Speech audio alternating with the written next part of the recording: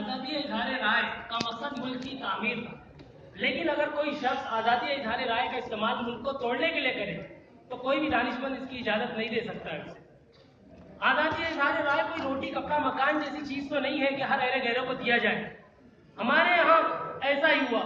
आजादी इजहार राय के नाम पर गधों ने पूरा माहौल ढेंचों ढेंचों से भर दिया।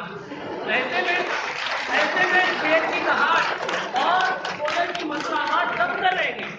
अच्छे आर्टिस्ट भीख मांगने पर मजबूर हैं और दूसरी तरफ गधे स्टेजों पर बैठे बंदर बाट कर रहे हैं।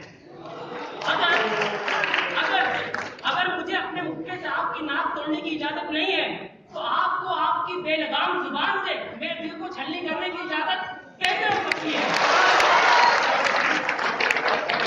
इसीलिए कहते हैं कि मेरी आजादी, आपकी हाथ घुमाने की आजादी वहीं पर खत्म हो जाती है जहां से मेरी नाक शुरू होती है। दरअसल एक साइंटिफिक सोसाइटी में दलील की इजारादारी होनी चाहिए, ना कि जिसका जो मन करे वो कहे और जैसा मन करे वैसा कहे, बल्कि सोसाइटी के अंदर दलील और एविडेंस की बुनियाद पर बात करने वालों की हौसला अफजाई होनी चाहिए।